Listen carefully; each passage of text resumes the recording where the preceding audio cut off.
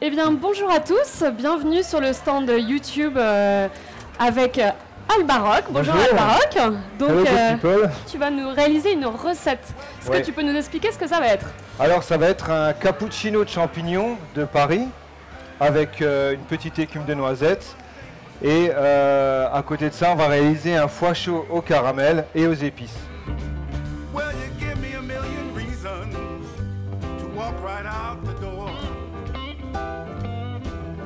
On commence par faire quoi dans ta recette? On commence par écraser des noisettes. Alors, j'ai pris un petit peu d'avance. J'ai pris des noisettes, je les ai fait torréfier. Après, je les ai écrasées. Et là, je les ai cuites dans le lait. En fait, c'est une infusion de noisettes dans le lait entier. Donc, on va mettre la soupe sur cette hauteur. Et au-dessus viendra l'écume de lait à la noisette.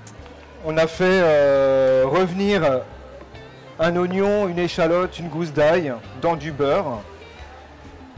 On les a fait suer sans coloration.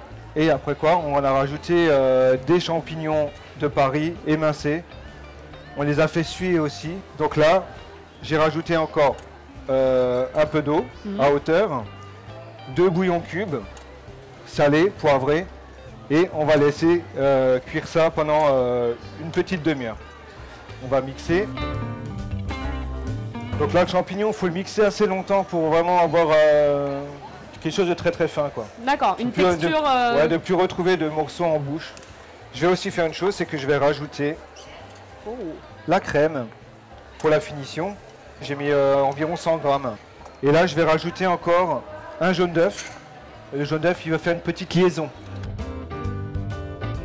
On va passer au foie chaud au caramel. Du foie chaud, alors j'ai pris un foie cru entier, je l'ai coupé en tranches et je l'ai snacké des deux côtés dans une poêle très chaude. Et après, je l'ai remis au frigo pour le faire de nouveau figer, durcir. Après quoi, je l'ai coupé en petits cubes, comme ça. Je l'ai assaisonné avec sel, poivre, des épices à pain d'épices. Et donc là, ce qu'on va faire, c'est qu'on va tremper dans le caramel. On chauffe bien la casserole et puis on va rajouter le sucre peu à peu. Et il faut remuer tout de suite? Faut remuer tout de suite, ouais. Je vérifie aussi que tous les grains de sucre soient fondus. Une fois qu'on a terminé le caramel, lui, il continue de cuire. Ouais. Donc ce qu'on va faire, c'est qu'on va stopper la cuisson en trempant, je sais pas si on va dire, le cul de la casserole dans l'eau froide. Et là, je vais prendre mes foie gras.